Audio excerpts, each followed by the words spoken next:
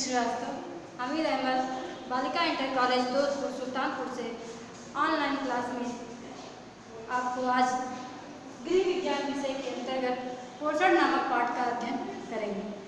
पोषण, जिसको इंग्लिश में कहते हैं न्यूट्रिशन। पोषण ऐसा शब्द है या ऐसी चीज़ है जो कि हमारे लिए, हर व्यक्ति के लिए बहुत ही आवश्यक होता है। हमारा शरीर जो कि सुबह उठते ही दिन प्रतिदिन कार्य करता रहता है और हमारा शरीर हमें अनवरत चलता रहता है। इसके विभिन्न कार्यों को चलाने के लिए, उन शरीर को नियंत्रित करने के लिए पोषण बहुत ही आवश्यक होता है। पोषण का अर्थ, इसकी परिभाषा जो है टर्नर ने लिखा है कि पोषण शरीर में होने वाली विभिन्न क्रियाओं का संगठन है जिसके द्वारा जीवित प्राणी ऐसे पदार्थों को ग्रहण करता है जो शरीर की विभिन्न क्रियाओं पर नियंत्रण करती है, उनको वृद्धि करती है, उनका विकास करती है। पोषण से, क्योंकि जैसे हमारा शरीर पाचन तंत्र हुआ, श्वसन तंत्र है, उत्सर्जन तंत्र है, ये सारी क्रियाएं तभी सुचारू रूप से कार्य कर सकती हैं जब हमारे शरीर में पोषण या हमारे शरीर का पोषण अच्छी तरीके से हो। बार बार पोषण की बात आती है। पोषण का अगर हम शाब्दिक अर्थ जाने तो चैम्बर्स डिक्शनरी में बताया गया है, पोषण भोजन चूषक क्रिया अर्थात प्रक्रिया है।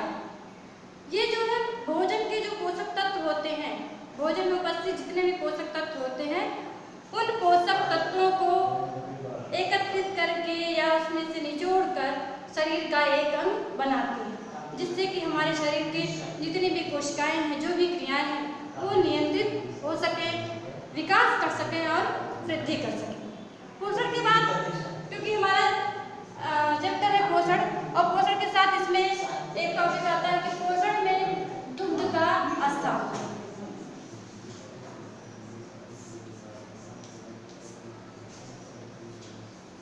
पोषण में दुग्ध का स्थान।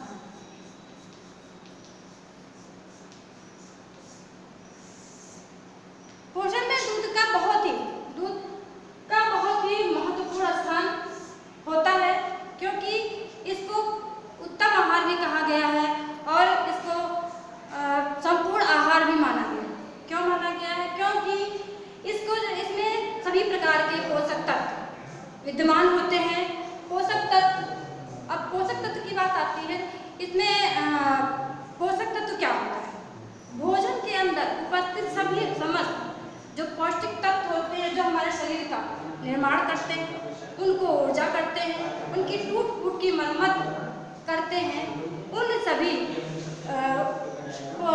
पदार्थों को हम क्या कहते हैं? पोषक तत्व। ये पोषक तत्व हम आहार के रूप में अपने शरीर में ग्रहण करते हैं, और तभी हम ग्रहण कर पाएंगे जब हमारा शरीर पोषित होगा, अर्थात पोषण करता है, शरीर पोषित होगा और पोषित है। तो पोषण में दूध का विशेष महत्व होता है। दूध, इसमें विभिन्न पोषक तत्व की मात्रा होती है। पोषक तत्व कितने होते हैं?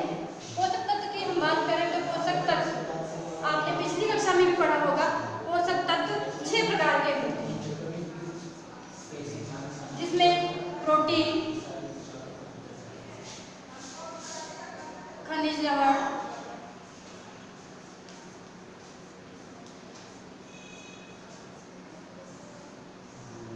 कार्बोहाइड्रेट,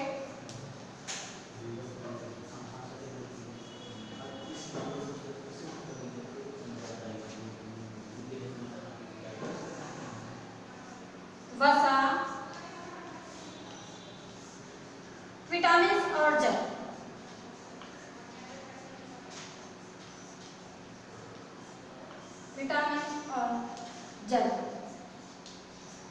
ये 6 पोषक तत्व होते हैं जो कि हमारे शरीर का पोषण करते हैं। 6 तत्व मिलकर हमारे शरीर का निर्माण करते हैं, उनको ऊर्जा प्रदान करते हैं, जो हमारे शरीर की टूट फूट, जैसे कि सेल्स, कोशिकाएं जो होती हैं, उनकी टूट फूट की मरम्मत भी करते हैं, विभिन्न प्रकार के जो रोग होते हैं उनसे रक्षा भी करते हैं। तो ये 6 पोषक तत्व होते हैं। इन पोषक तत्वों को हम आहार के रूप में या भोजन के रूप में ग्रहण करते हैं।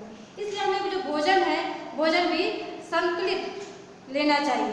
संतुलित का मतलब होता है कि आपको अपने शरीर के हिसाब से उचित मात्रा में लेना चाहिए। तो पोषण में दूध का स्थान या पोषण में दूध में पोषक तत्व कौन से कितने प्रकार कौन कौन से पोषक तत्व कितनी मात्रा में पाए जाएंगे, इसके बारे में हम आगे चर्चा करते हैं।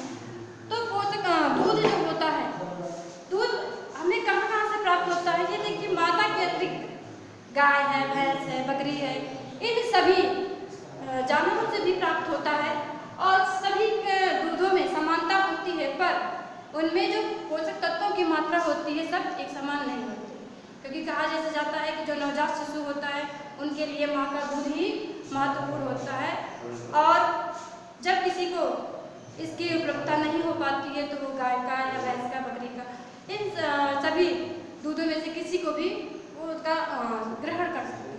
लेकिन इन सभी में समानता होते हुए भी पोषक तत्वों की मात्रा अलग अलग होती है।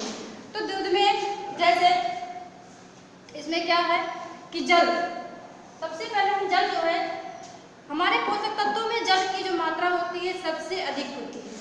तो दूध में औसत जो विभिन्न मात्रा है, सामान्यतः सभी दूधों में औसत मात्रा जो होती है वो जल 87.25% कार्बोहाइड्रेट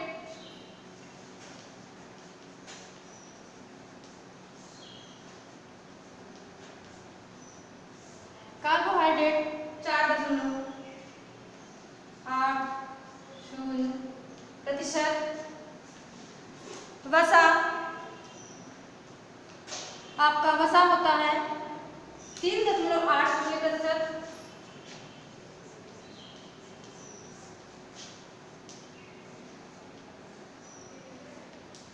प्रोटीन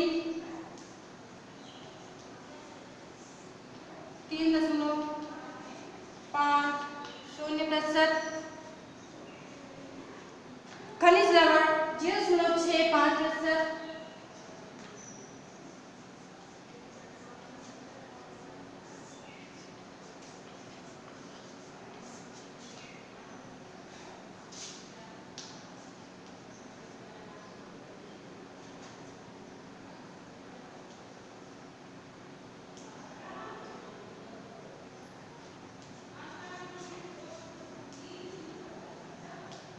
और जो विटामिन होते हैं, विटामिन आपके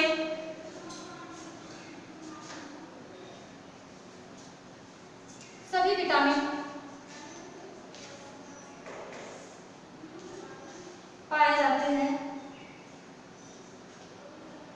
3.05%। ये सब औसत मात्रा होती है सभी दूधों की।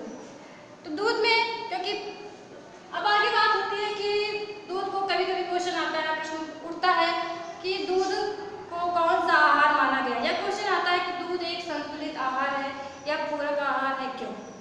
क्योंकि ये नवजात शिशु से लेकर वृद्धावस्था तक के लोग आराम से इसका सेवन कर सकते हैं। इसमें सभी पोषक तत्व उचित मात्रा में पाए जाते हैं और इसके विभिन्न रूप भी होते हैं। विभिन्न रूपों की हम बात करते हैं, जैसे दूध से ही मिठाइयाँ बनती हैं, छेना है, पनीर है,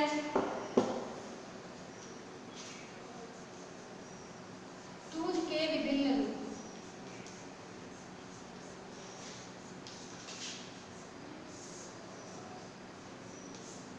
दूध से हम विभिन्न प्रकार के पकवान बना सकते हैं, या ये जो है विभिन्न रूपों में हमें उपलब्ध हो सकता है।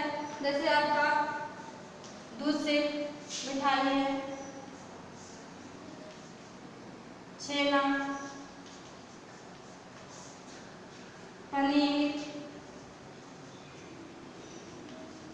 दही,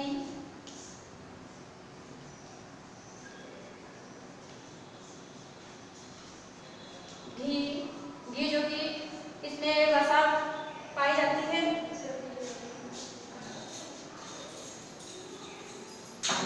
छाछ, खोया,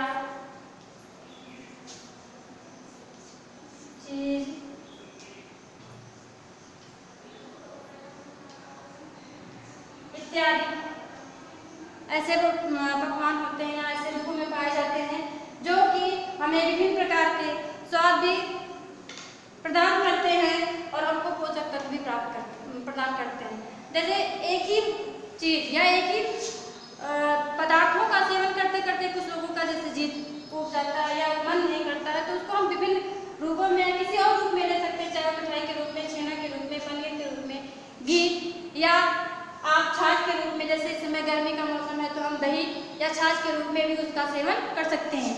दही या छाछ ये सब किससे बनता है? दूध से ही बनता है, ये दूध के ही रूप होते हैं। अब आगे बात करते हैं, जैसे हमने बीच में छोड़ दिया कि दूध को संपूर्ण आहार क्यों माना गया है या दूध एक संतुलित आहार है।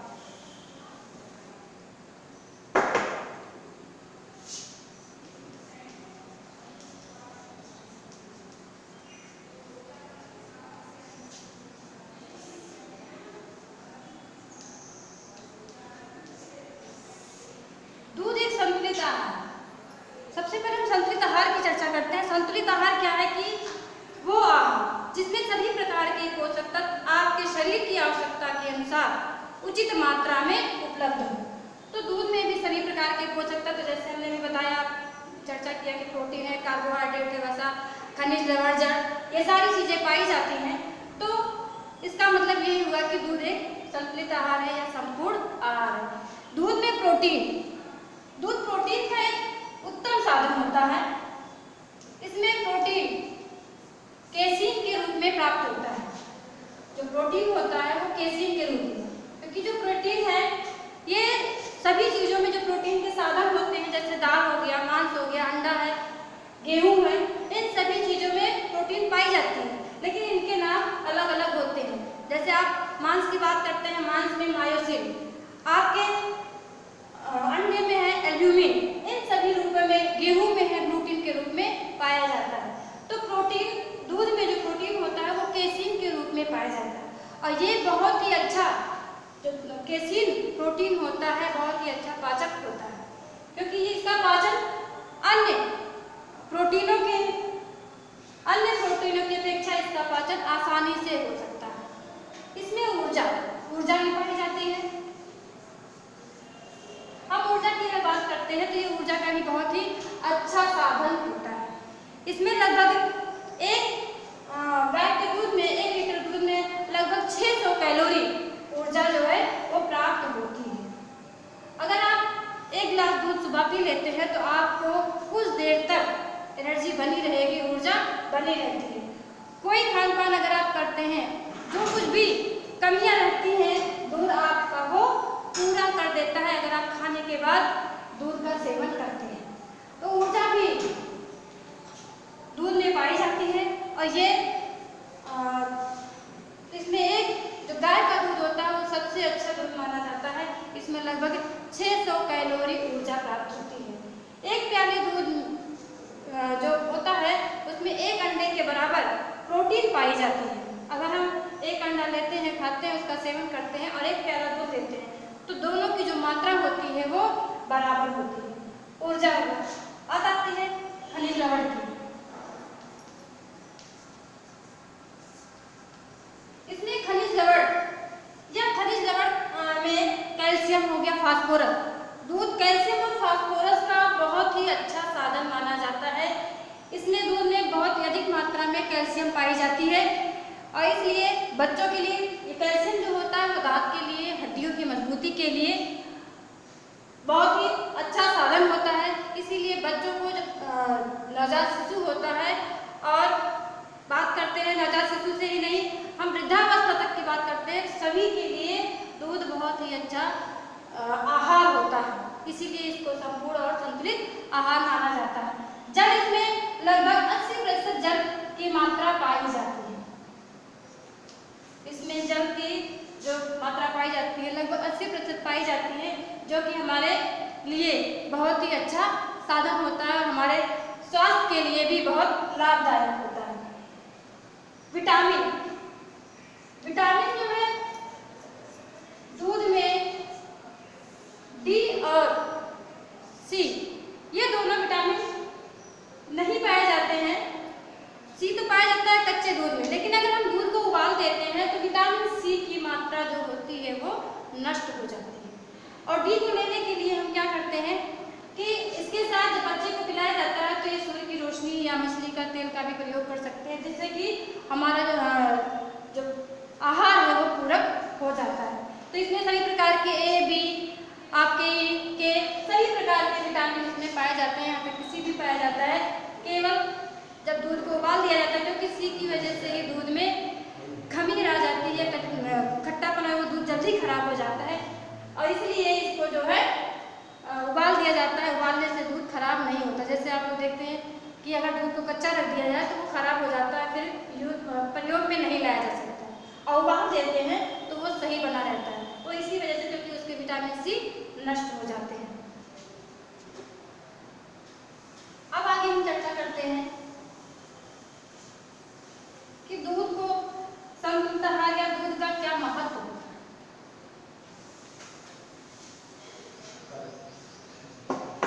ये वीडियो दूध के महत्व के बारे में अब आप इतना चर्चा करेंगे, अध्ययन करेंगे घर पर, उसके बाद दूध के महत्व के बारे में हम अगली वीडियो में आपको बताएंगे और कुछ अच्छी इंपॉर्टेंट बातें भी बताएंगे, जिससे कि आपको बहुत सारी जानकारी प्राप्त हो सके। धन्यवाद।